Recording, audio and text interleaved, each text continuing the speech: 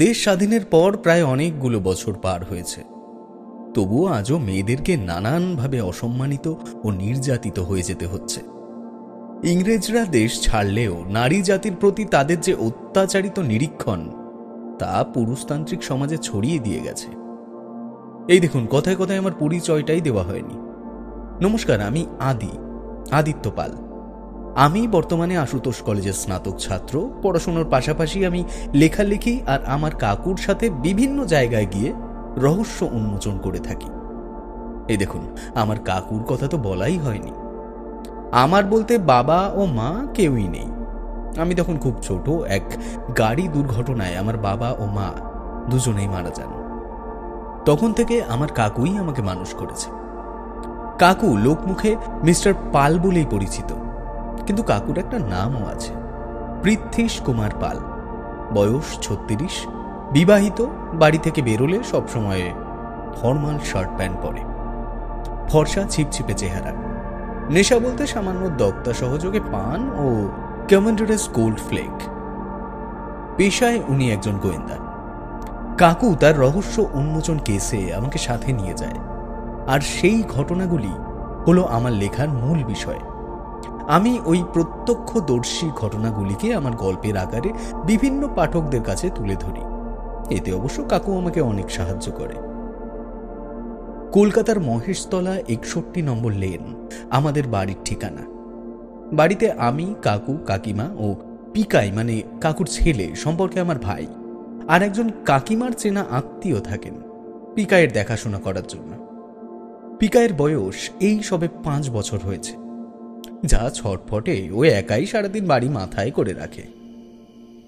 এমনই এক সন্ধ্যাবেলায় আমি ও কাকু বসার ঘরে বসে আছি। কাকিমা ও কণিকা মাসি রান্নার কাজে বেশ ব্যস্ত। আজ সকাল থেকেই কাকু আর কাকিমার মধ্যে খুঁটিনাটি নিয়ে বেশ কথা কাটাকাটি চলেছে। তার রেশ এখনো পর্যন্ত বেশ আছে। কাকিমা রান্নাঘর থেকেই কাকুকে ঠেস দিয়ে নানান কথাই তা বুঝিয়ে দিচ্ছে। আমি প্রসঙ্গ ঘোরাতে কাকুকে বললাম, আজকের পেপারের ওই বিজয় ভান্ডারীর খবরটা দেখলে? হ্যাঁ, দেখলাম। অত বড় ব্যবসায়ীর মেয়ে রাতারাতি নিখোঁজ, তাও আবার তার স্বামী তার সঙ্গে থাকা অবস্থাতে। এ তো কম বড় কথা নয় দিবাবু। বুঝলাম। আমি পরের কথা বলতে যাব এমন সময় দেখি হঠাৎ সদর দরজায় কেউ যেন টোকা দিচ্ছে। সেই শুনে কাকু বলল, এমন সময় আবার কে আসলো? দাঁড়া দেখি। আহা, তুমি বসো, আমি যাচ্ছি। এই বলে আমি গিয়ে দরজাটা খুলে দিলাম। দেখলাম দরজার ওপারে প্রায় মাঝ বয়স্ক একজন ভদ্রলোক দাঁড়িয়ে আছেন। লম্বায় প্রায় 5 ফুট 6 ইঞ্চি, গায়ের রং কালো, চকচকে শেপ করা দাড়ি, কোট প্যান্ট পরা ও হাতে একটা সুটকেস আছে। আমাকে বলল, মিস্টার পাল বাড়িতে আছেন? হ্যাঁ আছেন, আসুন। আমার ওনার সাথে একটু বিশেষ দরকার আছে। ওনাকে ডেকে দেওয়া যাবে? হ্যাঁ নিশ্চয়ই, আপনি ভেতরে আসুন, কাকু বাড়িতেই আছেন। আমি লোকটাকে বসার ঘরে নিয়ে গেলাম আর কাকুকে বললাম, উনি তোমার সাথে দেখা করতে এসেছেন। কাকু আমাদের দেখে হাতের বইটা টেবিলে রেখে উঠে দাঁড়িয়ে ওই ভদ্রলোকের প্রতি নমস্কার জানিয়ে বলল, আপনাকে তো ঠিক চিনলাম না, যদিও আমার আন্দাজ অনুযায়ী আপনাকে ভান্ডারী অটোমোবাইলসের মালিক বিজয় ভান্ডারী পাঠিয়েছেন। হ্যাঁ, কিন্তু সে কথা আপনি জানলেন কি করে? আজকের পেপারের ফ্রন্ট পেজের হেডলাইন আর আপনার কোট পকেটের ওপর ভান্ডারী অটোমোবাইলসের লোগো, এগুলো থেকে কোনো কিছু অনুমান করা একজন গোয়েন্দার পক্ষে খুব একটা কঠিন নয় মশাই।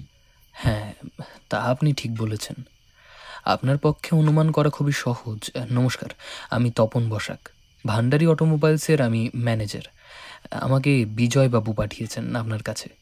উনি নিজেই আসতেন, কিন্তু ওনার মেয়ের নিখোঁজের কথা শোনার পর থেকেই বাড়ির বাইরে একদম বেরোচ্ছেন না। আজ অফিসে উনি আসেননি। আমাকে টেলিফোন করে জানান যে আমাকে আপনার এখানে আসতে হবে। উনি বলেছেন ওনার মেয়ের নিখোঁজের ব্যাপারটার জন্য আপনাকে নিয়োগ করতে চান। উনি চান আপনি এই ব্যাপারটা তদন্ত করুন। আচ্ছা, বুঝলাম। আপনি কাল যদি একবার বিজয়বাবুর বাড়িতে যান তো খুব ভালো হয়। বেশ, কাল না হয় আমি গিয়ে দেখা করে আসবো। আপনি কখন যাবেন যদি একটু বলেন, আমি তাহলে সেইভাবেই বিজয়বাবুকে জানিয়ে রাখবো। কাল সকালে বিশেষ কিছু কাজ রয়েছে, বিকেল 4টে কিংবা 5টার মধ্যে আমি পৌঁছে যাব। আপনি বিজয়বাবুর বাড়ির ঠিকানাটা দিয়ে দিন। হ্যাঁ, হ্যাঁ। এই যে, এই কার্ডে ঠিকানা রয়েছে। আমি তাহলে এখন আসি, হ্যাঁ? হ্যাঁ, দেখা হচ্ছে আবার। এই বলে লোকটি কাকুর হাতে একটি কার্ড দিয়ে চলে গেল। আমি কাকুকে জিজ্ঞেস করলাম, আচ্ছা, তুমি এটা কেন বললে যে কাল সকালে তোমার কাজ রয়েছে?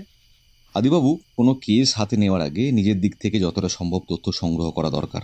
তা না হলে কে সত্য বলছে আর কে তোমাকে মিথ্যে বলছে সেটা বুঝতে সময় লেগে যায়। কাকু কি বোঝাতে চাইছে আমি বেশ বুঝতে পারলাম। পরদিন ঠিক বিকেল 4:30 নাগাদ আমি আর কাকু গিয়ে পৌঁছালাম বিজয়বাবুর বাড়ির সামনে। কাকুর বাজার চেতাকের আওয়াজ শুনে দারোয়ান ছুটে এসে দরজা খুলে দিয়ে বলল, মাফ করবেন সাহেব, আমি একটু ভেতরে গিয়েছিলাম, তাই ঠিক সময় দরজা খুলে দিতে পারিনি। আমরাও এইমাত্রই আসলাম। বিজয়বাবু আছেন বাড়িতে? হ্যাঁ সাহেব, বাবু বাড়িতেই আছে। আপনারা চলেন আমার সাথে। দারোয়ানের সাথে বাংলোর ভেতরে যেতেই প্রথমে আমার নজর গেল মার্সিডিজ বেঞ্জ ক্লাসিকের দিকে। সম্ভবত এটা বিজয়বাবুরই গাড়ি। বিদেশি আদব কায়দায় বাড়ির ভেতরটা সাজানো। দারোয়ান আমাদের বসার ঘরে নিয়ে গেল আর বলল, সাহেব, আপনারা একটু অপেক্ষা করুন, বাবু এক্ষুনি আসছেন। 3-4 মিনিট পর একজন ভদ্রলোক আমাদের সামনে এসে বললেন, নমস্কার পালবাবু, আমি বিজয় ভান্ডারী। আপনারা আসতে কোনো অসুবিধে হয়নি তো? না না, কলকাতার লোকজন কলকাতার মধ্যে অলিগলি চিনতে বেশি সময় নেয় না। মাফ করবেন, একটু কাজ থাকায় আমি সকালে আসতে পারিনি। ঠিক আছে, ওসব নিয়ে আপনি ভাববেন না। আচ্ছা বেশ। আর এ হলো আমার ভাইপো আদি, আমার সাথে সবসময় থাকে। 15ই মে রাত থেকে আমার মেয়েকে খুঁজে পাওয়া যাচ্ছে না। ওর স্বামীর সাথে ওদের ফ্যামিলি রিসর্টে ঘুরতে গিয়েছিল। আর ওই দিন রাত থেকেই আমার মেয়েকে খুঁজে পাওয়া যাচ্ছে না। আচ্ছা, আপনার মেয়ের নাম কি? আর ওর যার সাথে বিয়ে হয়েছে তার সম্পূর্ণ তথ্য আমার লাগবে। হ্যাঁ, নিশ্চয়ই, আমি সব বলবো আপনাকে। আচ্ছা আদি, বিজয়বাবু যা যা বলছেন তা সব নোট কর। হ্যাঁ, আমি নোট করছি। আমার মেয়ের নাম প্রণমিতা। ওই আমার একমাত্র মেয়ে। 6 মাস আগে ওর বিয়ে হয়। পিএস গার্মেন্টস এর নাম শুনেছেন? পিএস গার্মেন্টসে বর্তমানে খুব একটা জনপ্রিয়তা না থাকলেও শুনেছি। পিএস গার্মেন্টস এর মালিক প্রথম সান্যালের ছেলে রনিত সান্যালের সাথে ওর বিয়ে হয়। ওর শ্বশুর বাড়ি থেকে আজ পর্যন্ত কোনো অভিযোগ আমার কানে আসেনি। যখন আসতো তখন একগাল হাসি নিয়ে আমার কাছে আসতো। বাবা হয়ে দেখে ভালো লাগতো যে মেয়ে সুখেই আছে। কিন্তু হঠাৎ সেদিন রাতে রনিত আমায় টেলিফোন করে বলে যে প্রণমিতাকে খুঁজে পাওয়া যাচ্ছে না। আমি একেবারে একেবারে ভেঙে পড়েছি বালবাবু। অনেক কষ্ট করে মেয়েটাকে একজনের হাতে তুলে দিলাম, আর বিয়ের 6 মাসের মধ্যেই এই ঘটনা। বিজয়বাবু, কিছু যদি মনে না করেন একটা প্রশ্ন করি। হ্যাঁ, বলুন। আপনি এক্ষুনি বললেন অনেক কষ্ট করে মেয়েকে একজনের হাতে তুলে দিয়েছেন, কিন্তু আমার ধারণা অনুযায়ী আপনার মতো বড় ব্যবসায়ীর মেয়ের আর যাই হোক বিয়ের অসুবিধা হওয়ার কথা নয়। তাহলে আমার মেয়ের একটি অসুবিধে পালবাবু। অসুবিধে যেমন? আমার মেয়ে কোনোদিনও মা হতে পারবে না। এত বড় সত্যিটা জেনেও প্রমথবাবু এক কথায় রাজি হয়েছিলেন। বুঝলাম। আচ্ছা, প্রমথবাবুর রনিত ছাড়া আর কি কটি ছেলে আছে? প্রমথবাবুর ওই একটি ছেলে, রনিত। আচ্ছা, আপনি এ ব্যাপারে আমার কাছ থেকে কিভাবে সাহায্য চান বলুন। পালবাবু, মেয়ে নিখোঁজ হয়েছে শুনেই আমি পুলিশে জানিয়ে তদন্ত শুরু করেছিলাম, কিন্তু তার এখনো কোনো খবর আসে। তাই আমি চাই আপনি এই ব্যাপারটার দায়িত্বটুকু নিন। আপনার যা পারিশ্রমিক লাগে আমাকে বলুন, আমি দিতে রাজি আছি। না, আপনি এই কেসটা নিন পালবাবু। লোক মুখে আমি অনেক নাম শুনেছি আপনার। আমার বিশ্বাস আপনি ঠিক খুঁজে বের করবেন আমার মেয়েকে। আচ্ছা, সে না হয় নিলাম। আপনি একটা কথা বলুন, আপনার মেয়ের এ বিয়েতে সম্পূর্ণ মত ছিল? আপনার কাছে আমি কিছু লুকোবো না পালবাবু। প্রথমেও রাজি হয়নি, কারণ ও একটি ছেলেকে ভালোবাসতো। একই সাথে কলেজে পড়াশুনো করত। ছেলে বেকার থাকায় আমি মেনে নিইনি। তারপর অনেক জেদাজেদিতে ও রাজি হয়ে যায়। আচ্ছা, আপনার কাউকে সন্দেহ হচ্ছে না যে কে এর পেছনে থাকতে পারে? হ্যাঁ, সন্দেহ আমার ওই একজনকেই হচ্ছে। প্রত্যুষ মানে পারমিতা যেই ছেলেটিকে ভালোবেসেছিল, ও প্রতিশোধ নেওয়ার জন্য এমন কাজ তো করতেই পারে। আচ্ছা, আমার আর কিছু সেরকম জানার নেই। আপনি অনুমতি দিলে আমি এবার কাজে এগোতে পারি। হ্যাঁ, নিশ্চয়ই। 1 মিনিট দাঁড়ান, আমি একটু আসছি। এই বলে বিজয়বাবু উঠে চলে গেলেন পাশের ঘরে। মিনিট খানেক পর উনি আসলেন। দেখলাম একটা খাম কাকুকে দিয়ে বললেন, এটাতে আপনার অ্যাডভান্সটা রয়েছে। আচ্ছা, আমাদের এবার বেরোতে হবে। হ্যাঁ, নিশ্চয়ই। আমার এ- এই এই নিন, কার্ডটা রাখুন। এই নাম্বারে আমাকে যোগাযোগ করবেন। আচ্ছা, ধন্যবাদ। এই বলে আমরা বিজয়বাবুর বাড়ি থেকে বেরিয়ে পড়লাম।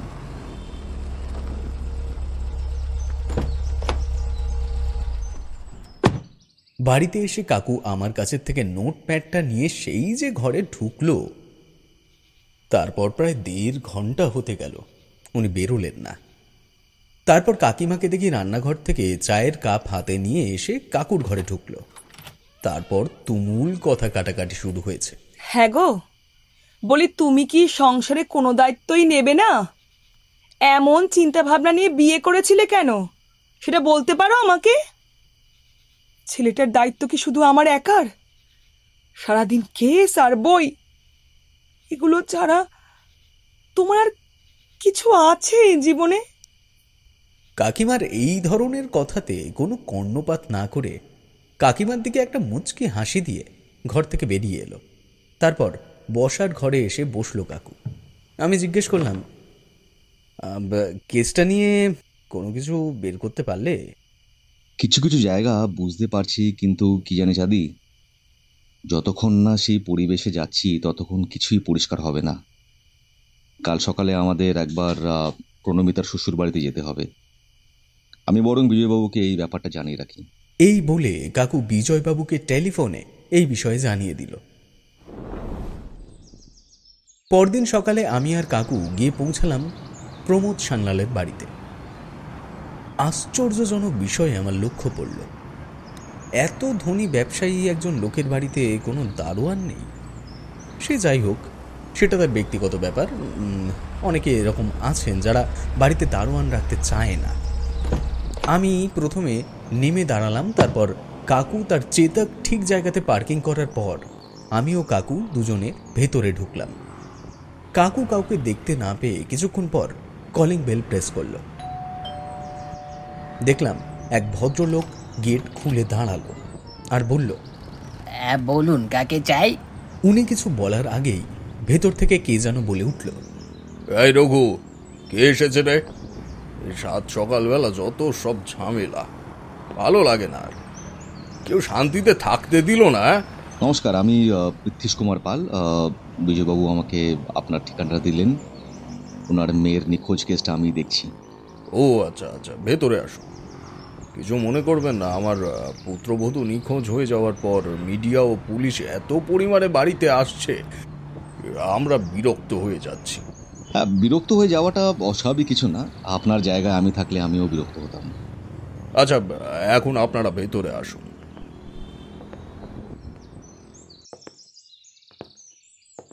এই বলে আমিও কাকু সান্যাল বাড়ির ভেতরে প্রবেশ করলাম।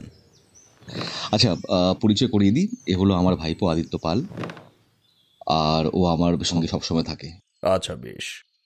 আচ্ছা, আপনার ছেলেকে তো দেখছি না। ও বাড়িতেই আছে। এত তাড়াতাড়ি ঘুম থেকে ওঠে না। কিন্তু আমার জিজ্ঞাসাবাদে ওনাকে থাকাটা খুবই আবশ্যক। ওনাকে যদি ডাকা যেত তাহলে খুব ভালো হতো। আচ্ছা, ডাকার ব্যবস্থা করি। এই রঘু, এনাদের জল খাবারটা রেডি হয়ে গেলে তোর দাদা বাবুকে একবার ডেকে দিস তো। আচ্ছা, আপনার পুত্রবধূর নিখোঁজের পেছনে আপনার কি রকম মতামত আছে আমাকে বলতে পারবেন? দেখুন, বিজয়বাবুর মেয়ে কোনোদিনও মা হতে পারবে না এই কথা জেনেও আমি আমার ছেলের সাথে বিয়ে দিই, কেননা বিজয়বাবু আমার খুব ভালো ব্যবসায়িক বন্ধু। কিন্তু পরে জানতে পারি ওই মেয়ের একজন প্রেমিক ছিল, যার সাথে প্রায় 4 থেকে 5 বছরের সম্পর্ক। আমার মনে হয় ওই মেয়ে পুরনো প্রেমিকের সাথেই কোথাও পালিয়ে গিয়েছে, আর তার সাথে সাথে পুরো সান্যাল বাড়ির মান সম্মান সব ধুলোয় মিশিয়ে দিয়েছে। আচ্ছা, আপনার পুত্রবধূর নামটা যেন কি ছিল? প্রণমিতা। আচ্ছা, প্রণমিতার যে পুরনো প্রেমিক ছিল, এই বিষয়টি আপনি কার কাছ থেকে জানতে পেরেছেন? অনিল বসাক, বলতে পারেন আমার এক প্রকার বাল্য বন্ধু। ও একজন কেমিক্যাল রিসার্চার, আর অনিল প্রণমিতাকে অনেক দিন থেকে চেনে। সেই সঙ্গে প্রণমিতার অতীতটাও খুব ভালোভাবে চেনে। প্রতিমা ও প্রত্যুষ, অর্থাৎ ওই পুরনো প্রেমিকটি আমার বন্ধুর ছাত্রছাত্রী ছিল। আমাদের কথা বলার মাঝে দেখলাম দোতলা সিঁড়ি দিয়ে অর্ধ ঘুমন্ত অবস্থায় কেউ একজন নেমে আসছে, আর নামতে নামতে বলছে, রঘু, এই রঘু, এই এক্ষুনি আমার জন্য কড়া পাকের একটা চা করে আনতো, যা। এই যে আমার ছেলে। বাবা রনিত, একবার এই দিকে আয়। প্রণমিতার ব্যাপারে ওনারা কিছু জিজ্ঞাসা করতে এসছেন। আরে ধুর, রোজ রোজ একই ব্যাপার, আর ভালো লাগে না। আবার আজ কে আসলো? আরে কাল প্রণমিতার বাবা ফোনে বললেন না যে উনি একজন গোয়েন্দা নিয়োগ করেছেন? উনিই এসেছেন, ডিটেকটিভ পৃথ্বীশ কুমার পাল। ডিটেকটিভ লাগিয়ে আর কি হবে? হ্যাঁ, মেয়ে পালিয়েছে পুরনো প্রেমিকের সাথে। আমি কাকুকে দেখলাম চুপচাপ শুধু এই বাবা আর ছেলের কথা শুনে যাচ্ছে, কোনো কথা কাকু বলছে না। তারপর রনিত সান্যাল আবার বলতে লাগলো, আপনার নামটা অনেক বড়, আপনাকে পালবাবু বলেই ডাকছি, কেমন? তা বলুন পালবাবু, কি জানতে চান? তোমার আর প্রণমিতার শেষ কবে দেখা হয়েছিল? 15ই মে রাত। ওই দিন আমি এবং প্রণমিতা আমাদের রিসোর্টে গিয়েছিলাম একটু সময় কাটাবার জন্য। রাতেই আমি যখন ডিনার করছিলাম তখন হঠাৎ করেই পাশের ঘর থেকে আমি প্রণমিতার কথা শুনতে পাচ্ছিলাম না। তারপর খাওয়া শেষ করে আমি প্রণমিতাকে খুঁজতে গেলাম, কিন্তু কোথাও ওকে পাচ্ছিলাম না। তারপর আমি সবাইকে ফোন করে জানাই যে প্রণমিতাকে খুঁজে পাওয়া যাচ্ছে না। কাকু আমাকে ইশারা করে দিল যেন আমি প্রত্যেকটা কথা নোটপ্যাডে নোট করি। যথারীতি আমি ব্যাগ থেকে নোট আর পেন বের করে লিখতে শুরু করলাম। আচ্ছা, ডিনার কি প্রণমিতাই আপনাকে সার্ভ করে দিয়েছিল? আর ঠিক কটার সময় আপনি ডিনার করেছিলেন? না, আমি নিজের খাবারটা নিজে খেতেই পছন্দ করি। আর মাফ করবেন, আমি এত ঘড়ির টাইম অনুযায়ী খাওয়া দাওয়া করি না। আমার আর একটি প্রশ্ন আছে। প্রণমিতাকে আপনি শেষ কি ধরনের পোশাকে দেখেছিলেন? ও যেন কি একটা পরে গিয়েছিল। ও হ্যাঁ, ইয়েস, ও একটা চুড়িদার পরে গিয়েছিল। আমি শেষে ওকে চুড়িদার পরে থাকা অবস্থাতেই দেখেছিলাম। তারপর এখন আপাতত জানি না কি অবস্থায় আছে। আচ্ছা, তোমরা যে রিসর্টে গিয়েছিলে সেখানের ঠিকানাটা পাওয়া যাবে? হয়তো তথ্য সংগ্রহের কারণে আমাকে একবার ওখানে যেতে হতে পারে। তাহলে আপনাকে বেহালা যেতে হবে। ঠিক আছে, আপনি ঠিকানাটা দিন, যদি দরকার হয় আমাকে যেতে হবে। আমি লক্ষ্য করলাম রিসোর্টে যাওয়ার কথাটা শুনেই রনিত সান্যালের মুখটা খানিকটা হতভম্ব হয়ে গেল। আচ্ছা, বুঝলাম। আমার যা জানা ছিল তা প্রায় সবই শেষ। আমাদের এবার বেরোতে হবে। আর পরে যদি কোনো দরকার হয় আমি আবার আসবো। আর হ্যাঁ, আপনার টেলিফোন নাম্বারটা আমাকে একটু দিয়ে রাখবেন। হ্যাঁ, নিশ্চয়ই। আমি এক এক করে সব বলছি, আপনি কোথাও একটা নোট করে নিন। বেহালা, ঘাটপুকুর মোড়, সান্যাল রিসর্ট। আমি তড়িঘড়ি করে রিসর্টের ঠিকানাটা আর ফোন নাম্বার লিখে নিলাম। অনেক ধন্যবাদ আপনাকে। আবার দেখা হচ্ছে। সান্যাল বাড়ি থেকে বেরোনোর পর আমি কাকুকে জিজ্ঞেস করলাম, আচ্ছা, এই প্রমোদবাবু আর রনিতবাবুর কথাবার্তার ধরন তোমার কেমন লাগলো? যতটুকু বুঝেছি ওরা আমার কাছ থেকে অনেক কিছু লুকিয়ে যাচ্ছে, আর ওরা কিছু চাপা দেওয়ার চেষ্টা করছে। আমাদেরকে একজনের সাথে দেখা করতে হবে। তুই তাড়াতাড়ি গাড়িতে উঠে বস। আচ্ছা বেশ। আমি কোনো প্রশ্ন না করে উঠে বসলাম। আমি বেশ বুঝতে পারছি কাকু কোনো রহস্যের গন্ধ পেয়ে গিয়েছে, আর সেটার খোঁজেই আমরা এখন চলেছি। কাকুকে দেখলাম রবীন্দ্রপল্লী যাওয়ার রাস্তাটা ধরে যেতে শুরু করলো। আমি তখনও বুঝে উঠতে পারলাম না যে ওই দিকে কাকু কিসের জন্য যাচ্ছে। মেন রোড থেকে নামার পর শরৎ সরণী রোড ব্লক এ এর সামনে এসে কাকু চেতকটি থামালো। তারপর কাকু বলল, তুই নেমে গিয়ে সামনে দরজার কলিং বেলটা প্রেস কর, আমি আসছি। হ্যাঁ যাচ্ছি। কলিং বেলটা প্রেস করতে যাব, তার সামনে নেম প্লেটটা চোখে পড়ল। তাতে লেখা আছে Arindam Mukherjee, associate professor of CSIR। Calling বেলটা প্রেস করার পর একজন ভদ্রলোক গেট খুলে বেরিয়ে আসলো। আমাকে কিছু বলার আগেই তার চোখ পড়ল কাকুর দিকে। একটা বিশেষ দরকারে তোর কাছে এসেছি ভাই। আমি জানি তুই এখন ব্যস্ত থাকবি তো হয়তো। আরে না না, আমার এমনিতেও আজ ছুটি রয়েছে। তুই দিনে এসেছিস, তা বাইরে দাঁড়িয়ে কি দরকার মিটিয়ে নেওয়ার? ভেতরে আসবি না বুঝি? আরে আমি যদি খুব ভুল না করি তাহলে এই হলো তোর ভাইপো, তাই না রে? একদম ঠিক ধরেছিস, ও আর ভাইপো আমার সঙ্গে সবসময় থাকে। আচ্ছা আচ্ছা, তুই এবার একটু বস তো, তোদের জন্য কিছু খাবারের ব্যবস্থা করি। আরে একদম ব্যস্ত হওয়ার দরকার নেই তোকে, আমরা খেয়ে এসেছি, কিছু খাবো না। বন্ধুর বাড়িতে কতদিন পর এলি বল, খালি মুখে চলে যাবি? খাবার হয় তাই? তুই অনিল বসাক নামে কাউকে চিনিস? কি নাম বললি? অনিল বসাক? তুই কি প্রফেসর অনিল বসাকের কথা বলছিস? আরে উনি তো আমার সিনিয়র পোস্টে আছেন। তুই ওই কলেজে কতদিন থেকে আছিস জানো? আমি ওই বিগত 3 বছর হতে চললো আর কি, ওই কলেজে চাকরি করছি। কিন্তু কেন বলতো? আচ্ছা, তুই প্রত্যুষ আর প্রণমিতা এই দুই নামের কোনো স্টুডেন্টকে চিনিস? হ্যাঁ, প্রত্যুষকে আমি চিনি তো, খুব ভালো ছাত্র। কিন্তু প্রণমিতার নামটা, প্রণমিতা, ওই নামটা আমার অচেনা লাগছে। কি হয়েছে বলতো, একটু খুলে বল না। মানে এটা কি কোনো নতুন কেস? হ্যাঁ, এটা একটা নতুন কেস। আর তোকে আমি যাদের নামগুলো বললাম তারা এই কেসের মধ্যে জড়িত আছে। এটা একটা মিসিং কেস। মিসিং? কে মিসিং? 15ই মে রাত থেকে প্রণমিতা নামের মেয়েটি মিসিং হয়েছে। আচ্ছা, কিন্তু ওর সাথে প্রত্যুষের কি সম্পর্ক? ভান্ডারী অটোমোবাইলসের মালিক বিজয় ভান্ডারী একমাত্র মেয়ে হলো প্রণমিতা ভান্ডারী। প্রণমিতা কেমিস্ট্রি স্টুডেন্ট, অর্থাৎ তোর কলেজেরই ছাত্রী, এবং অনিল বসাকের স্টুডেন্ট। কলেজ জীবনে প্রত্যুষ নামে ছেলেটির সাথে প্রেম হয়, একে অপরকে ভালোবাসত। তারপর বিজয়বাবু মেনে না নেওয়ায় এক প্রকার জোর করে বলতে পারিস PS গার্মেন্টসের মালিক প্রমোদ চ্যানেলের সাথে বিয়ে দেয়। বিয়ের 8 মাস পর অর্থাৎ এই 15 তারিখে রাতে নিখোঁজ হয়ে যায়। বিজয়বাবুর ধারণা প্রণমিতার নিখোঁজ হয়ে যাওয়ার পেছনে প্রত্যুষের হাত রয়েছে। শুধু বিজয়বাবুরই না, এটাতে প্রমোদবাবু এবং প্রণমিতার স্বামী অর্থাৎ রনিতেরও একই চিন্তাভাবনা। হোল্ড অন, দাঁড়া দাঁড়া দাঁড়া দাঁড়া, তুই এক নিঃশ্বাসে এত সব কিছু বলে গেলি? ভাই, আমি কেমিস্ট্রির প্রফেসর মাত্র, গোয়েন্দা না। ক্ষমা কর তুই আমায়, আমার মাথায় এসব কিচ্ছু ঢুকছে না। তার থেকে ভালো তুই কি জানতে চাস সেটা আমায় বল। অরিন্দম বাবুর কথা শুনে কাকু মুচকি মুচকি হাসতে শুরু করল। তারপর বলল, প্রত্যুষের ব্যাপারে তুই কতটা জানিস, আর ওর বিষয়ে আমাকে কিছু বলতে পারবি? প্রথম কথা হলো, প্রত্যুষ খুব ভালো একজন ছাত্র। ওর মতো মেধাবী ছাত্র কলেজে খুব অল্প সংখ্যকই আছে। আর একটা কথা বলতে পারিস যে অনিল বসাকের মেধাবী ছাত্রদের মধ্যে ও কিন্তু সর্বোত্তম।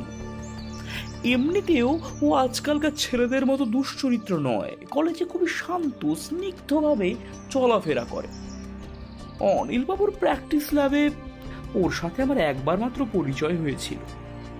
ছেলেটাকে দেখে মনে হয়েছিল খুবই মধ্যবিত্ত পরিবারের একজন ছেলে এবং খুবই ভদ্র একজন ছেলে। আমার ছেলেটাকে বেশ পছন্দ হয়েছিল, খুব মিশুকে আর কি। আচ্ছা অরিন্দম, তোর কি মনে হয় প্রত্যুষ এই ধরনের কাজ করতে পারে? না না, কি বলছিস, অসম্ভব ব্যাপার। প্রত্যুষের মতো ছেলে এই ধরনের কাজ করতেই পারে না। আচ্ছা বুঝলাম। অনিল বসাকে সম্পর্কে তুই কতটা কি জানিস? না, বিশেষ কিছু ধারণা আমার নেই ওনার সম্পর্কে, কিন্তু ওনার ব্যাপারে কলেজে আমি অনেক ধরনের খারাপ রিপোর্ট পেয়েছি। তা আবার কতটা সত্য কতটা মিথ্যে সেটা কিন্তু আমি জানি না। খারাপ রিপোর্ট মানে অর্থাৎ কি ধরনের? অনিল বাবু নাকি তার ছাত্রীদের দিকে কুনজর দেন এবং ঘুষ নিয়ে ছাত্র ছাত্রীদেরকে পরীক্ষায় পাশ করিয়ে দেন। এই ধরনের নানান খারাপ রিপোর্ট আমার কানে এসেছে।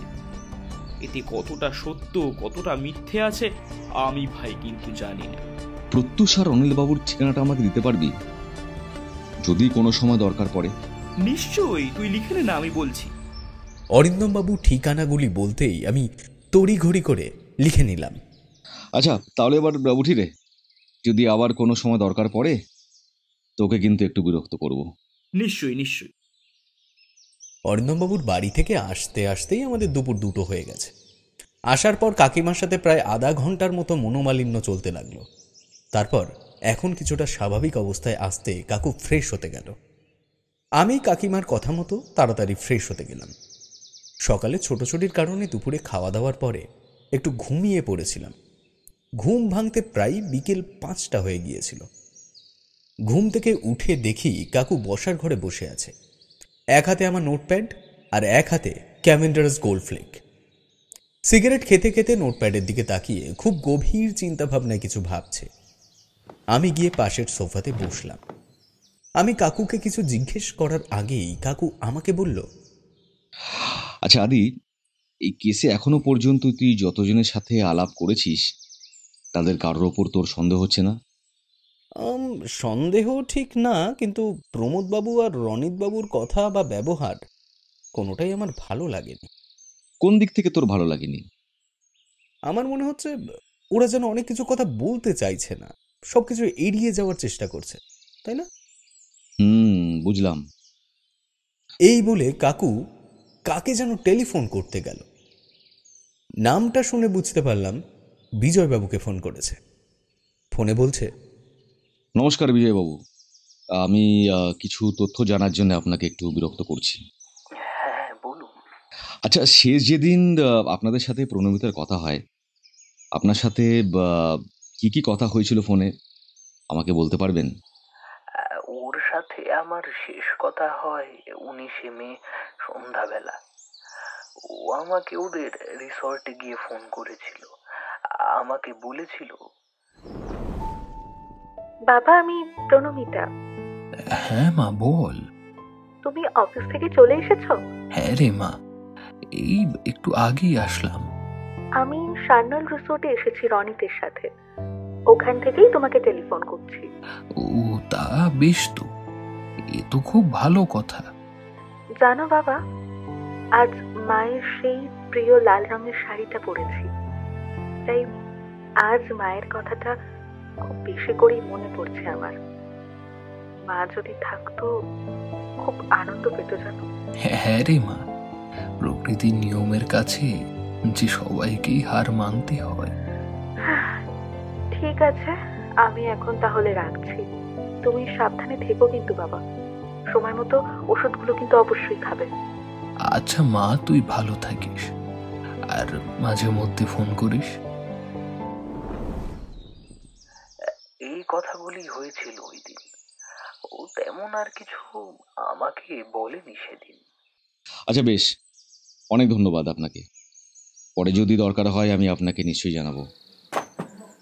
এই বলে কাকু ফোনটা রেখে দিল আর ঠোঁটের কোণে একটা মুচকি হাসি নিয়ে আমাকে বলল, সবাই মুখোশ পরে ঘুরে বেড়ায় আদি, কিন্তু জানে না ওরা যে মুখোশটা পরে সেই মুখোশে আমার চোখ আটকায় না।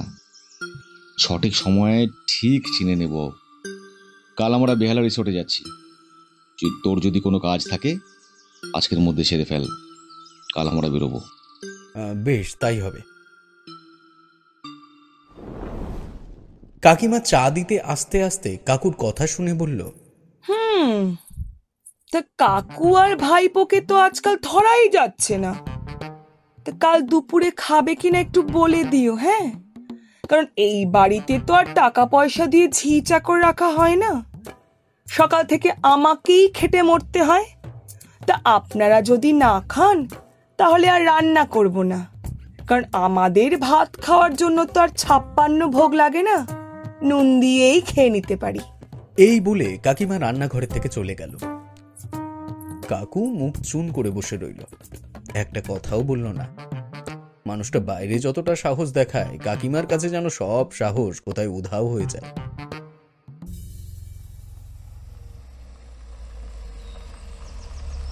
পরদিন সকাল 11টা নাগাদ আমরা পৌঁছে গেলাম সান্যাল রিসর্টের সামনে। আগের দিন রাতে প্রমোদ বাবুকে কাকু টেলিফোনে জানিয়ে দিয়েছিল যে আমরা আজ এখানে আসতে চলেছি। আশা করি এখানের সিকিউরিটি গার্ড এই বিষয়ে অবগত। আমি আর কাকু রিসর্টের ভেতরে ঢুকলাম। সামনেই দেখি সিকিউরিটি গার্ডের বসার জায়গা। আমাদেরকে দেখে একজন ভদ্রলোক আমাদের দিকে আসলো। তাকে দেখে মনে হয় উনি সিকিউরিটি গার্ড, কারণ উনি তখন ক্যাজুয়াল ড্রেসে ছিলেন। ওকে দেখতে পেয়ে কাকু বলল, আপনি রিসোর্টের সিকিউরিটি গার্ড? হ্যাঁ বাবু। আচ্ছা, নমস্কার, আমি প্রীতিশ কুমার পাল। এক বিশেষ দরকারে এখানে আসতে হয়েছে। আশা করি প্রমোদ বাবুর সাথে এই বিষয়ে আপনার কথা হয়ে গিয়েছে। হ্যাঁ বাবু, উনি আমাকে বলেছিলেন কাল রাতে। আপনি চলুন, আপনাকে আমি সবকিছু দেখিয়ে দিচ্ছি। রনিত বাবুর স্ত্রীর নিখোঁজি সম্পর্কে আপনি কতটা কি জানেন? কাকুর এই রকম হঠাৎ প্রশ্ন শুনে রীতিমতো খাবড়ে গেল বলরাম ঘোষ। আমতা আমতা করে বলল, আমি কিছু জানি না বাবু, কারণ আমি ওই দিন এখানে ছিলাম না। আমার স্ত্রীর অসুস্থতার কারণে গ্রামে গেছিলাম। আচ্ছা, আপনার হাতের সাইডে চোট পেলেন কিভাবে? আর আপনার নখের ওপর ব্যান্ডেজ লাগানো, কোনো সমস্যায় পড়েছিলেন বুঝি? হ্যাঁ, ওই গ্রাম থেকে আইতে আইতে একটা গাড়ি ধাক্কায় মাটিতে পড়ে যায়, সেই থেকেই এই চোটটা পায়। আমি দেখলাম কাকু বলরাম ঘোষের কথা শুনে মুচকি মুচকি হাসছে আর ক্যাভেন্ডার্স গোল্ড ফ্লেকের প্যাকেটটা পকেট থেকে বার করছে। কাকু সিগারেট ধরাতে ধরাতে বলল,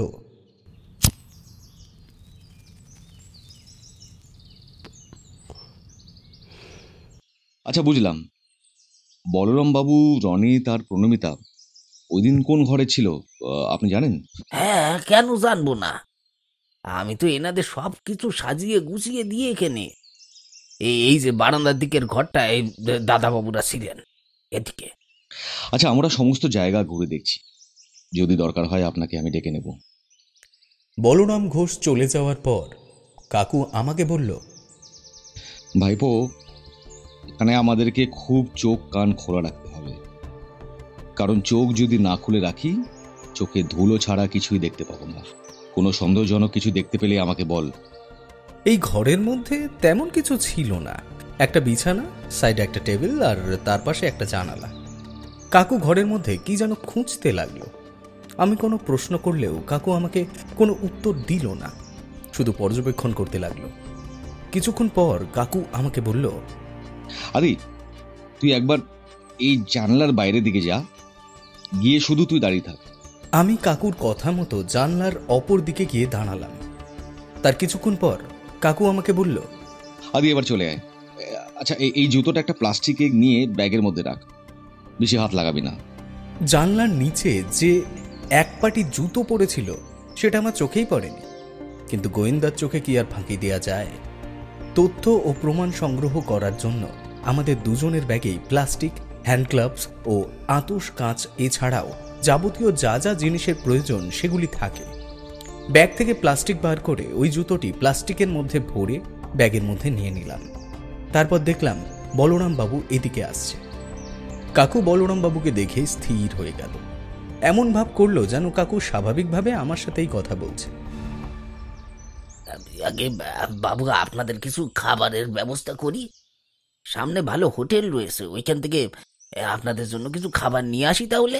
না, তার বিশেষ দরকার পড়বে না। আমার একটু পরেই এখান থেকে বেরিয়ে যাব। আপনি কোনো চিন্তা করবেন না।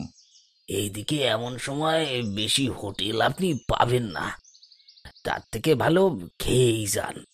না, আপাতত লাগবে না, আপনাকে অনেক ধন্যবাদ। তারপর দেখলাম বলরাম ঘোষ চলে গেল। আমি বুঝলাম না কাকু কেন খাবারের কথা বারণ করল। তারপর কাকু আমাকে বলল, আদি আমাদের এখান থেকে খুব তাড়াতাড়ি বেরিয়ে যেতে হবে, সময় নেই। আমি বুঝলাম না কাকু এমন অস্থির কেন হয়ে গেছে। আমি কোনো প্রশ্ন না করে বললাম, আমার প্রায় সব কাজ শেষ, তাহলে বেরোনো যাক। সান্যাল রিসর্ট থেকে ফিরতে ফিরতে আমাদের বিকেল 4টে হয়ে গিয়েছে। রাস্তায় একটা হোটেল থেকে অল্প কিছু সবজি ভাত খেয়ে বাড়ির দিকে রওনা দিয়েছিলাম। তাড়াতাড়ি বাড়ি ফেরায় কাকিমার সাথে বিশেষ কোনো মনোমালিন্য কাকুর হয়নি। আমি সোফায় বসে চা খাচ্ছি, এমন সময় দেখলাম কাকু রেডি হয়ে কোথায় যেন বের হচ্ছে। আমাকে বলল, আমি একটু বেরোচ্ছি বুঝলি, ফিরতে রাত হবে, তোর কাকিমা যদি জিজ্ঞেস করে তুই একটু সামলে নিস, খুব দরকারি কাজেই বেরোচ্ছি। আরে আমাকেও নিয়ে যাও, আমার এখন পড়াশুনো নেই, আমিও যেতে চাই তোমার সাথে। জেদ করিস না আদি, তুই যদি আমার সাথে যাস তোর কাকিমার মনে হবে আমি কেস সংক্রান্ত কোনো কাজে বাইরে গিয়েছি। ফিরতে দেরি হলে দুশ্চিন্তা করবে, তার থেকে তুই বাড়িতে থাক, আমি বেরোই। আচ্ছা বেশ তাই। এখন বাজে রাত 8টা। এখনো পর্যন্ত কাকিমা আমাকে প্রায় 20 বার জিজ্ঞেস করে নিয়েছে কাকু কোথায় গিয়েছে, কখন আসবে, কি কাজে গিয়েছে। আমি কোনোভাবেই নানা কৌশলে কাকিমাকে বুঝিয়ে রেখেছি, জানি না কতক্ষণ পারবো। এতক্ষণ ঠিক ছিল। ঘড়িতে যেই 10টা পার হলো তখন কাকিমা আমাকে গম্ভীর স্বরে বললে, আদি, তুমি আমাকে সঠিক কথা বলো কিন্তু, যে তোমার কাকু কোথায় গিয়েছেন। এত রাত পর্যন্ত তোমার কাকু কোনো দিনও কোথাও থাকে না। এবার কিন্তু আমার সত্যি ভীষণ দুশ্চিন্তা হচ্ছে। আসলে কাকু একটা কেস সংক্রান্ত খোঁজে বাইরে গিয়েছে, ফিরতে দেরি হবে, আমাকে বলে গিয়েছিল। ঠিক আছে, আজ ফিরুক তোমার কাকু।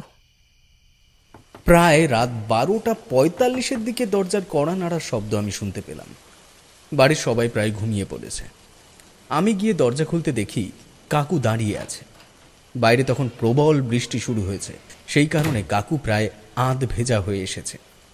ঘরের ভেতরে ঢুকে এসে কাকু আমাকে বলল, আদি আজ অনেক তথ্য আমার কাছে এসেছে, কাল সকাল হোক সব বলবো তোকে, আর চুপচাপ গিয়ে শুয়ে পড়।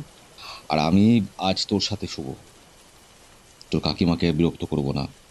আমি চাইছি না রাতে কোনো চেঁচামেচি হোক। কাকু আমাকে কথাগুলো আস্তে আস্তে বলছে, যেন কেউ শুনতে না পায়। আর কাকুর পেছনে কখন যে এসে কাকিমা দাঁড়িয়েছে আমরা দুজনেই টের পাইনি। কাকিমা বলল, রাতের খাবারটা ঢাকা দেওয়া আছে, খেয়ে নিও। এই দৃশ্য দেখে আমি আর কাকু একে অপরের দিকে মুখ চাওয়াচাই করলাম। তারপর কাকু আমাকে ইশারা করতেই আমি আমার ঘরে গিয়ে চুপচাপ ঘুমিয়ে পড়লাম। আগের দিন রাত পর্যন্ত জাগার ফলে আজ সকালে উঠতে একটু দেরি হয়ে গেছে। ঘুম থেকে উঠে আমি বসার ঘরে আসতেই কাকু আমাকে বলল, সুপ্রভাত ভাইপো, ঘুম হলো আপনার? গোয়েন্দা হতে গেলে কিন্তু এত ঘুমোলে হবে না, তাড়াতাড়ি ওঠা প্র্যাকটিস করতে হবে। আমি কাকুর সাথে কথা বলতে বলতে লক্ষ্য করলাম কাকুর হাতে একটা ব্যান্ডেজ আছে। মনে হলো কাল রাতে কোথাও চোট পেয়েছে।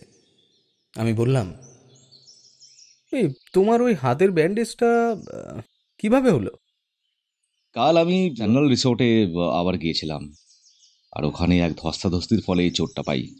তুমি কাল রাতে সান্যাল রিসর্টে গিয়েছিলে না? হ্যাঁ, কারণ বলরাম ঘোষকে দেখে আমার সন্দেহ হয়েছিল, তাই আমি আর সুনীল গিয়েছিলাম ওই স্যানেল রিসর্টে। সুনীল মানে তোমার ওই পুলিশ বন্ধু? হ্যাঁ, কারণ আমি জানতাম দ্বিতীয়বার যখন আমি রিসর্টে যাব তখন আমার ওপর হামলা করা হবে, কারণ শত্রুপক্ষ কখনোই চাইবে না তাদের লোপাট করা তথ্য আমি খুব সহজেই জেনে যাই। লোপাট করা তথ্য মানে? বলছি, তার আগে আমি একটা টেলিফোন করে আসি। বিজয়বাবুকে ইমিডিয়েটলি একটা কথা জানাতে হবে।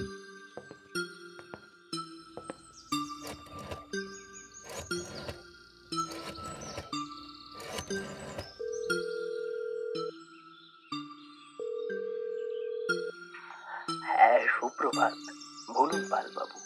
আপনার কেসের আমি 50% সমস্যার সমাধান পেয়ে গেছি। আপনাকে শুধু আমার কথা মতো একটা কাজ করতে হবে।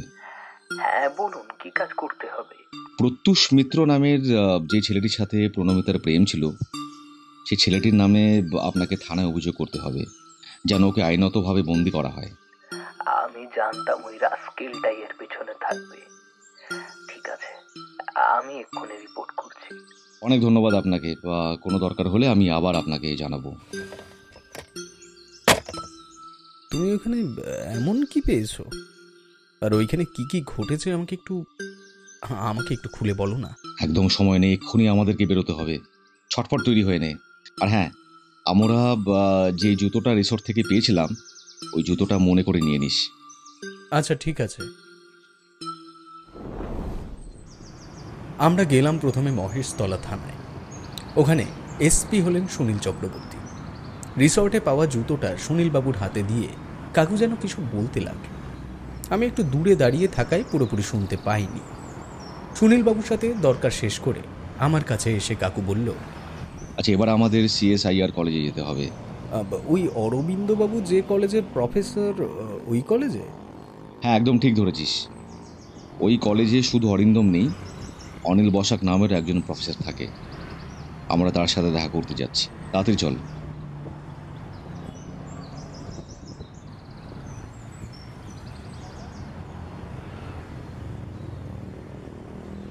মিনিট 15-র মধ্যে CSIR কলেজের সামনে পৌঁছে গেলাম। কলেজের ভেতরে গিয়ে সিকিউরিটি গার্ডকে কাকু বলল, প্রফেসর অনিল বসাক আছেন? আপনি কে? আচ্ছা ওনাকে গিয়ে বলুন ডিটেকটিভ পৃথ্বীশ কুমার পাল ওনার সাথে দেখা করতে এসেছে। বাকিটা উনি আপনাকে বলে দেবেন। আচ্ছা আপনি অপেক্ষা করুন, আমি গিয়ে বলছি স্যারকে। তার কিছুক্ষণ পর সিকিউরিটি গার্ড এসে কাকুকে বলল, আমার সাথে চলুন, স্যার প্র্যাকটিস ল্যাবে আছে, আপনাকে ওখানেই যেতে বলেছে। এই কথা শুনে কাকুকে দেখলাম। ঠোঁটের কোণে একটা মুচকি হাসি আমার দিকে দেখে হাসল। তারপর আমি আর কাকু সিকিউরিটি গার্ডের সাথে গিয়ে পৌঁছালাম অনিল বাবুর প্র্যাকটিস ল্যাবে। প্র্যাকটিস ল্যাবের ভেতরে গিয়ে দেখলাম 2-3 জন ছাত্র কেমিক্যাল নিয়ে রিসার্চ করছে। আমাদেরকে দেখতে পেয়ে একজন ভদ্রলোক এগিয়ে গিয়ে আস্তে আস্তে ছাত্রদেরকে বলছে, তোরা নিজেদের কাজ প্র্যাকটিস কর, আমি একটু পরে আসছি। ওই ভদ্রলোক কাকুর সামনে এসে বলল, নমস্কার, আমি অনিল বসাক। আশা করি প্রমোদবাবু আপনাকে এর আগে আমার ব্যাপারে জানিয়েছেন। হ্যাঁ, ওর সাথে তো আমার প্রায় কথা হয়। ও জানিয়েছিল যে ওর পুত্রবধূর নিখোঁজের কেসটা আপনি দেখছেন। আপনি আমার সাথে আমার অফিস রুমে চলুন, এখানে কথা বলাটা ঠিক নয়। হ্যাঁ নিশ্চয়ই, চলুন। এই বলে আমি আর কাকু অনিলবাবুর রুমে গেলাম। তারপর অনিলবাবু কাকুকে বললেন, এখানে বসুন আপনারা, এবার বলুন আপনি কি দরকার এসেছেন।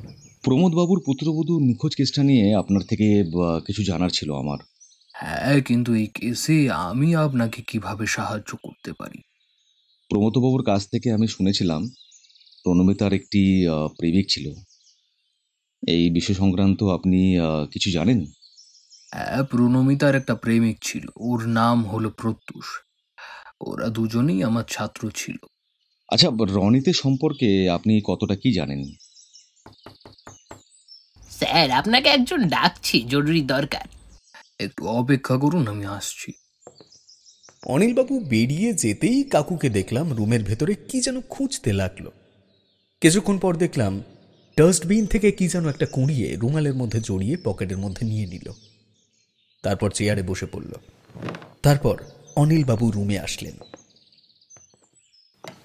হ্যাঁ বলুন এবার। ওই প্রত্যুষ সম্পর্কে আপনি কতটা কি জানেন, যদি একটু বলতেন। প্রত্যুষকে আমার ছাত্র বলতেও ঘৃণা হয়। ও যে এত নীচ কাজ করতে পারে বলে আমার ধারণা ছিল না। ওদের সম্পর্কের কথা কলেজের আনাচে কানাচে প্রায় গুনগুন করতে শোনা যেত। আচ্ছা বুঝলাম। আচ্ছা আপনি কোন কোন কেমিক্যালের ওপর রিসার্চ করেন? বর্তমানে আমি একটা বিষয়ের উপর রিসার্চ করছি, আর সেই কারণে আমি আজকাল খুব ব্যস্ততার মধ্যে আছি, যে কারণে আমি আপনাকে এখন বেশি টাইম দিতে পারবো না। আমার যা জানা ছিল জানা হয়ে গেছে, তাহলে আমরা এখন উঠি। অনেক ধন্যবাদ আপনাকে। তারপর আমি আর কাকু ওই কলেজ থেকে বেরিয়ে আসলাম। বাড়ির কাছে পৌঁছে কাকু আমাকে বলল, তুই বাড়ি চলে যা, আমার একটা গুরুত্বপূর্ণ কাজ রয়েছে, আমি একটু আসছি।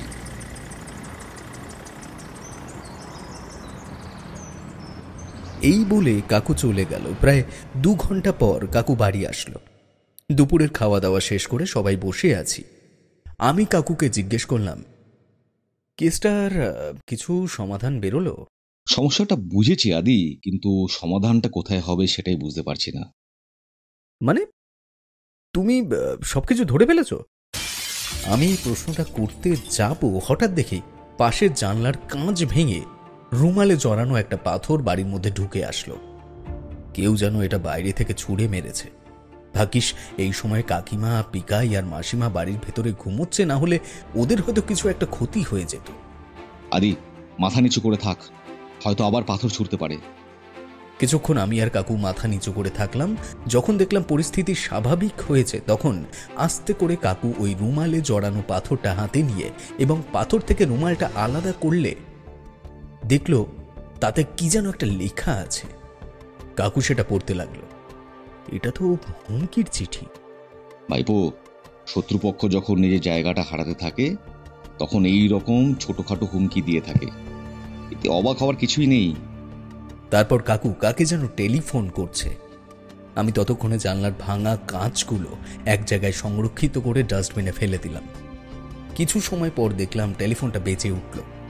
কাকু টেলিফোনটা ধরতেই আমি শুনতে পেলাম বিজয়বাবুর গলা। আপনার সাথে একটু গুরুত্বপূর্ণ কথা ছিল, সেই কারণেই টেলিফোন করলাম। হ্যাঁ বলুন। প্রমথ সান্যাল আমার নামে মামলা করেছে। আমার মেয়ের নিখোঁজ হয়ে যাওয়ায় ওর ছেলের জীবন নষ্ট হয়েছে। সেই কারণে আমার ব্যবসার অর্ধেক অংশীদার ও ছেলের নামে করে দিতে হবে, এই দাবিতে ও কোর্টে মামলা করেছে। আচ্ছা, এটা হওয়ারই ছিল। আজ সন্ধে এই কেসে সমাপ্ত করবে। দোষীরা নিজে নিজের দোষ স্বীকার করতে বাধ্য হবে। এই বলে কাকু এক এক করে সবার নাম বলতে লাগলো। তারপর ফোন রেখে কাকু আমাকে বলল, আজ সন্ধে আমাদের বিজয়বাবুর বাড়িতে যেতে হবে। আমি বেশি কথা বাড়ালাম না, চুপচাপ কাকুর দিকে তাকিয়ে কথা শুনতে লাগলাম।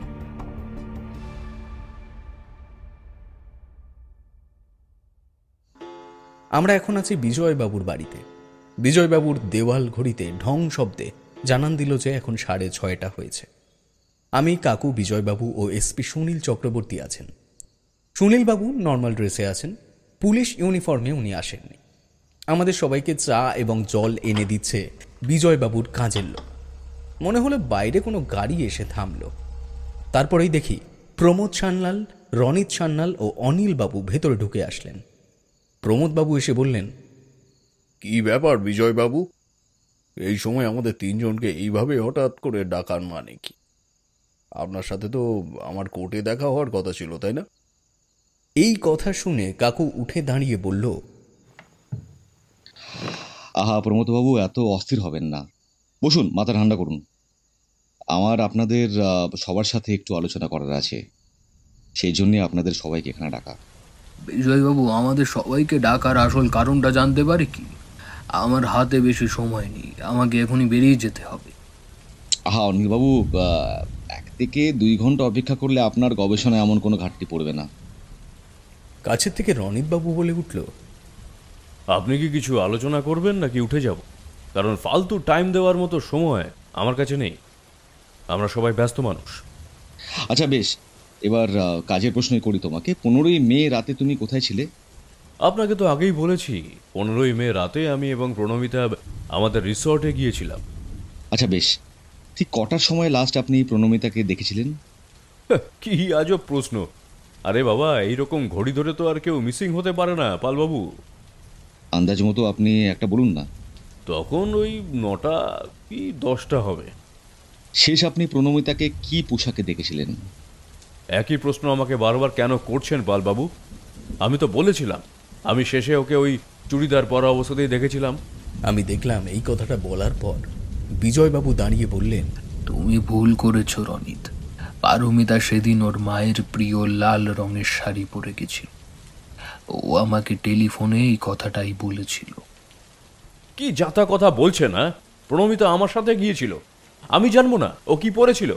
প্রণমিতা কথায় কথায় মিথ্যা কথা বলে। হয়তো আপনাকে টেলিফোনে বানিয়ে বানিয়ে কিছু মিথ্যা কথা বলে দিয়েছে। আচ্ছা, আপনার শান্ত হন, আমার আলোচনার বিষয় এটা নয়।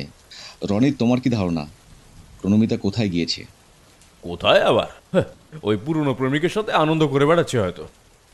এই প্রত্যুষ বলে ছেলেটি, তাই তো? শুধু কি প্রত্যুষ, আর কোথায় কোথায় কে জানে ফষ্টি নষ্টি করে বেরিয়েছে। দুশ্চরিত্রা মেয়ে মানুষ একটা। এই কথা শুনে বিজয়বাবু রীতিমতো রনিত বাবুর দিকে তেড়ে আসলো। মুখ সামলে কথা বলো ছোট লোক। তুমি আমার বাড়িতে দাঁড়িয়ে আমার মেয়েকে দুশ্চরিত্রা বলছো? কাকু কোনোভাবে বিজয়বাবুকে আটকালো। গিরিবাবু, প্রত্যুষকে নিয়ে আসুন। আমি দেখলাম পেছনের ঘর থেকে একজন হাবিলদার একজন ব্যক্তিকে ধরে নিয়ে আসছে। বুঝতে পারলাম ওই ব্যক্তি হলো প্রত্যুষ। রনিতবাবু, প্রথম আমারও সন্দেহ হয়েছিল, সেই কারণেই প্রত্যুষের নামে রিপোর্টটা দিয়ে আমি ওকে অ্যারেস্ট করাই। তারপর ওকে জিজ্ঞাসাবাদ করে জানতে পারি ও সেদিন গ্রামের বাড়িতে গিয়েছিল এবং প্রমাণসহ যাত্রাপথের টিকিটও পুলিশের হাতে তুলে দেয়। এরপর আপনি কাকে সন্দেহের তালিকা রাখতে চান আপনিই বলুন। কাকুর এই রকম প্রশ্ন শুনে রনিত বাবু ঘাবড়ে গিয়ে বলল, আমি কি জানি, আমার মাথায় এখন কিছু আসছে না। আচ্ছা বেশ, আমি আপনাদের সবাইকে একটা খুব সুন্দর গল্প বলে শুনুন। এই গল্পটা আপনারা শুনলে বুঝতে পারবেন প্রণমিতার আসলে কি হয়েছিল। কাকুর এই ধরনের কথা শুনে আমি দেখলাম প্রমোদবাবু, রনিতবাবু ও অনিলবাবু তিনজনই নড়ে চড়ে বসল। কাকুকে দেখলাম পকেট থেকে ক্যাভেন্ডারস গোল্ড ফ্লেকের প্যাকেটটা বের করছে আর সবার দিকে তাকিয়ে বলল, আমি একটা সিগারেট খেতে পারি, মানে যদি কারো কোনো আপত্তি না থাকে তো। যখন কেউ কিছু বলল না, কাকু মুচকি হেসে খস শব্দে সিগারেটটি ধরালো। তারপর বলল, আমি যা যা বলবো শুধু তাই শুনবেন এবং যাকে যতটুকু প্রশ্ন করব সে ততটুকুই উত্তর আমাকে দেবেন। 15ই মে রাত 10:05 প্রণমিতা খুন হয়। এই কথা শোনা মাত্রই আমি, সুনীলবাবু আর কাকু ছাড়া বাকি যতজন ওইখানে উপস্থিত ছিল ততজনের পা থেকে মাথা পর্যন্ত যেন কেঁপে উঠল। সবার আগে বিজয়বাবু আর প্রত্যুষবাবু চিৎকার করে উঠল, তারপর চিৎকার করে উঠল রনিতবাবু। আপনি আপনি এসব কি কথা বলছেন? কে খুন করতে পারে প্রণমিতাকে? আহা, সবার এত ব্যস্ত হওয়া দরকার নেই, আমি এক এক করে বলছি সব ঘটনা। প্রমোদবাবু, আপনার এখন গার্মেন্টসের ব্যবসা কেমন চলছে? ব্যবসা কেমন চলছে তা জেনে আপনি কি করবেন? ভালোই চলছে। একদমই না, আপনার ব্যবসা বন্ধ হতে বসেছে। মানে কি বলতে চান আপনি?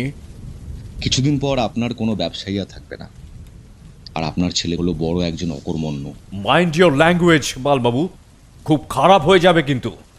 গলার হুমকিতে রনিতবাবু উঠে দাঁড়াতেই আমি দেখলাম সুনীলবাবু পকেট থেকে রিভলভার বার করে রনিতবাবুর দিকে তাক করলেন। এই দেখে ভয়ে রনিতবাবু নিজের জায়গাতে আবার বসে পড়লেন। তারপর কাকু আবার বলতে শুরু করল, প্রমোদবাবু, আপনি বিজয়বাবুকে ব্যবসায়ী সূত্রে অনেকদিন থেকে চেনেন, আর আপনি এও জানতেন যে বিজয়বাবুর একটি মেয়ে রয়েছে।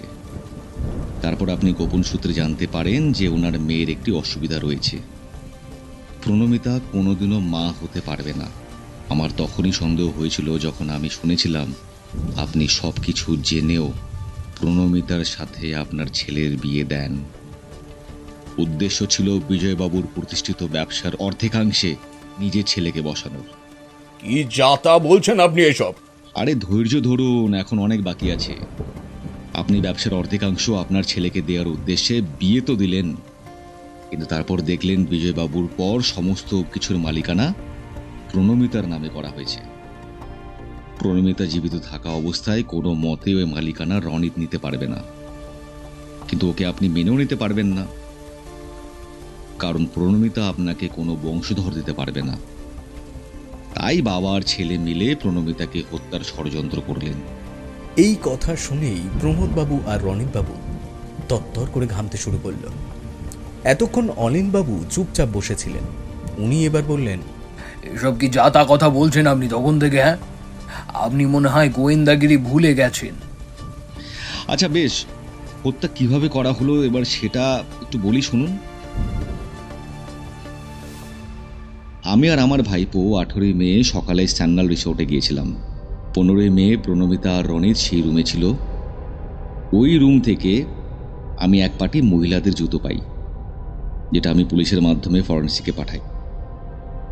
তারপর ওরা জানায় ওই জুতোয় একটি পিনের মধ্যে রিসিন নামের বিষ পাওয়া যায়। আজ সকালে যখন আমি আপনার কলেজে গিয়েছিলাম, আপনার রুমের ডাস্টবিন থেকে একটি খালি শিশি আমি দেখতে পাই।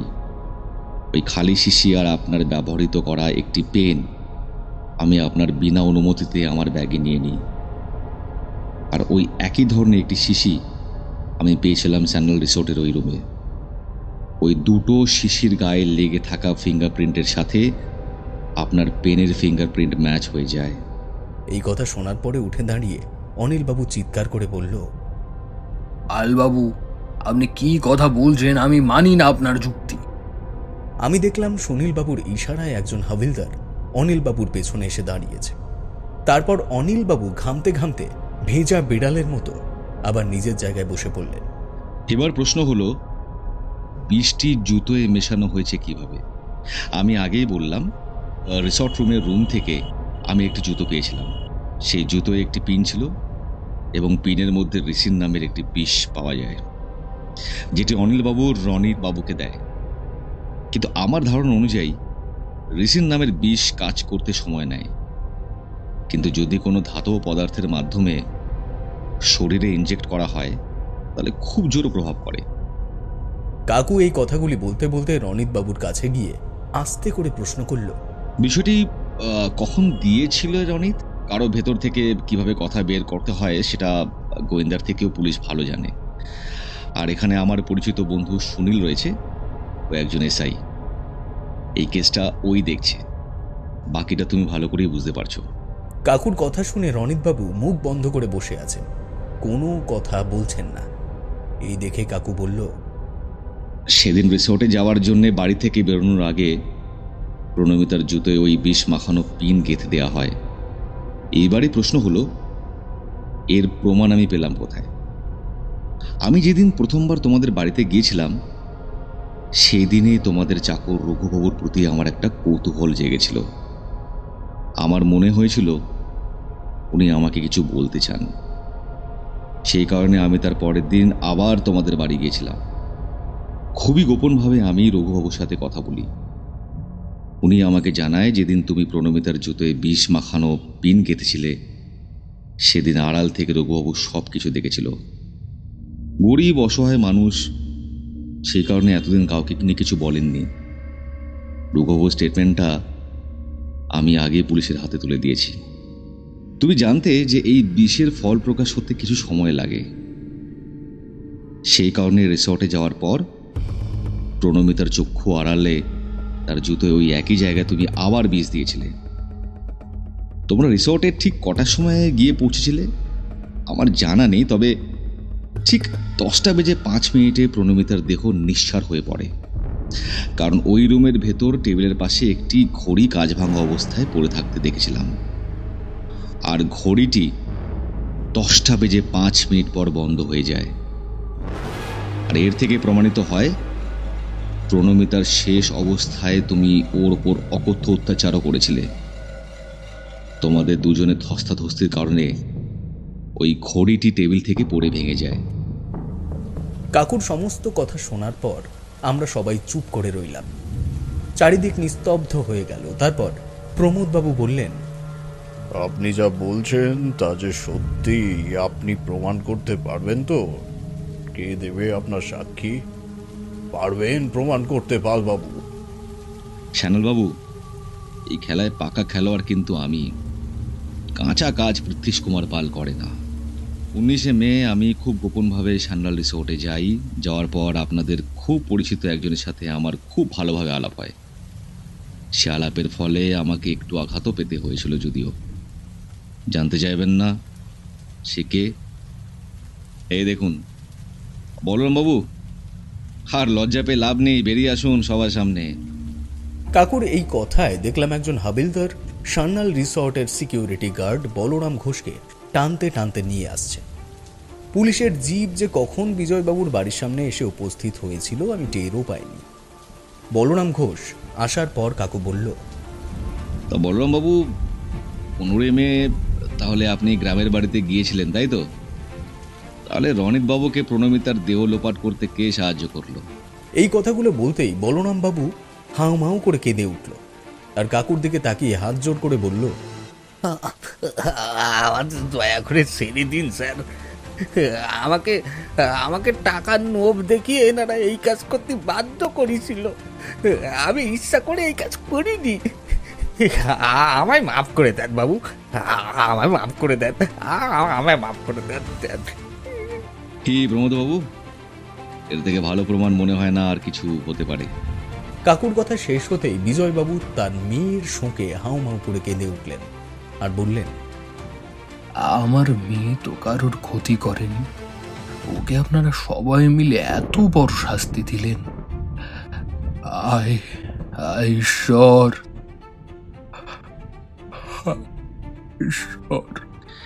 বিজয়বাবু, আমি জানি আপনার ভেতরে কষ্ট হচ্ছে, কিন্তু আপনার বোঝা উচিত ছিল যে প্রমোদবাবু সবকিছু জেনে শুনেও কেন আপনার মেয়েকে তার পুত্রবধূ করতে চেয়েছিল।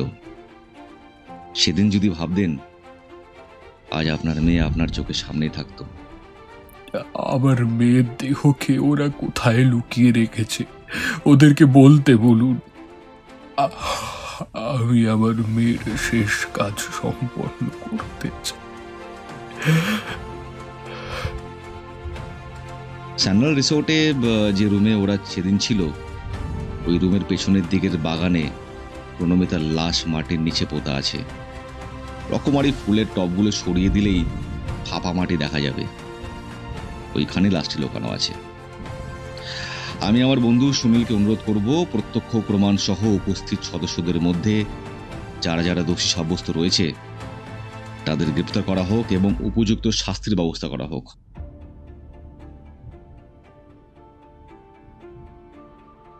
প্রত্যুষ মিত্রকে সসম্মানে ছেড়ে দেওয়া হয়েছে। প্রমোদ সান্যাল, রনিত সান্যাল ও অনিত বসাক এবং বলরাম ঘোষকে গ্রেপ্তার করা হয়েছে। বিজয়বাবুর ওপর করা মামলা প্রমোদ সান্যাল সরিয়ে নিতে বাধ্য হয়েছে এবং অনিল বসাকের কেমিক্যাল রিসার্চ লাইসেন্স বন্ধ করে দেওয়া হয়েছে।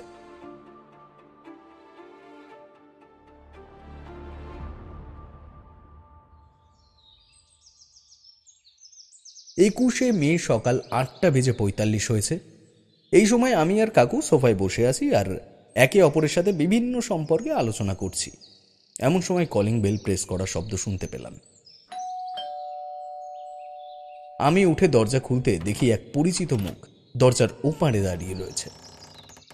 আমি কিছু বলতে যাব তার আগে আমাকে বলে উঠল, কি ভাইপো, ভালো আছো? তোমার কাকু বাড়িতে আছে? হ্যাঁ, বাড়িতেই আছেন, আপনি ভেতরে আসুন। সুপ্রভাত পালবাবু, বিজয়বাবু আমাকে আপনার কাছে পাঠালেন। আপনাকেও সুপ্রভাত, বসুন। একমাত্র মেয়ে এইভাবে চলে যাওয়ায় কোন বাবা ভালো থাকতে পারেন বলুন তো পালবাবু? বিজয়বাবু মানুষটা বড় ভালো, জানেন তো। ঈশ্বর যে ওনার সাথে কেন এমন করলো আমি জানি না, তবে আপনার জন্য যে দোষীরা উপযুক্ত শাস্তি পেয়েছে এতে বিজয়বাবু খুব আনন্দিত। সেই কারণেই একটু দেরি না করে আপনার বকেয়া পরিশ্রমটা আপনাকে দেওয়ার জন্য পাঠিয়ে দিয়েছে। এই খামটার মধ্যে আপনার বাকি পারিশ্রমিকটা আছে। আচ্ছা, বেশ, তা না হয় হলো। আপনাকে আজ আমি খালি মুখে ছাড়ছি না, আপনাকে কিছু খেয়ে যেতে হবে। বলুন কি খাবেন? না না পালবাবু, ব্যস্ত হবেন না, আমি কিছু খাবো না, আমাকে অফিসে যেতে হবে। আরে না না, তা কি করে হয়, অন্তত একটু চা খেয়ে যান। আদিপ, তোর কাকিমাকে বল না একটু চা করে আনতে। হ্যাঁ হ্যাঁ, আমি কাকিমাকে গিয়ে বলে আসছি।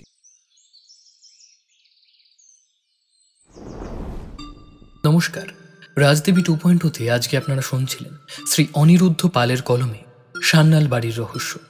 আজকের গল্প পাঠে আমাদের সঙ্গে ছিল রাজপ্রতাপ বসু, মিস্টার পালের ভূমিকায় তাপস, অন্যান্য চরিত্রে সন্তু, রাজপ্রতাপ, পার্থ, খুশি, পারমিতা এবং শ্রীকান্ত। গল্পের সমগ্র পরিচালনায় ছিলাম আমি সন্তু, শব্দ সংযোজন, আবহ এবং প্রচ্ছদে দাস স্টুডিও। আজকের গল্পটি যদি আপনাদের ভালো লেগে থাকে আমাদের চ্যানেলটিকে সাবস্ক্রাইব করে আমাদের পাশে থাকবেন এবং বেল নোটিফিকেশনটা অন করে অল বাটনটি প্রেস করতে ভুলবেন না। তাহলে যখনই আমরা আমাদের নতুন ভিডিও আপলোড করব আপনাদের কাছে সবার আগে সেটা পৌঁছে যাবে। যদি আপনারা আমাদেরকে আর্থিকভাবে সাহায্য করতে চান, আমাদেরকে সাহায্য করতে পারেন আমাদের ডিসক্রিপশন বক্সে দেওয়া ইউপিআই আইডির মাধ্যমে, অথবা কমেন্ট সেকশনের মধ্যে সুপার থ্যাঙ্কসের মাধ্যমে, বা হতে পারেন আমাদের চ্যানেলের মেম্বার। তাতে আমরা নতুন নতুন গল্প আপনাদের জন্য উপহার দিতে পারবো। আজকের জন্য এইটুকুই। দেখা হচ্ছে খুব শীঘ্রই একটি নতুন গল্পের সাথে। ততদিন সঙ্গে থাকুন, শুনতে থাকুন রাজদেবী প্রোডাকশন এবং রাজদেবী 2.0।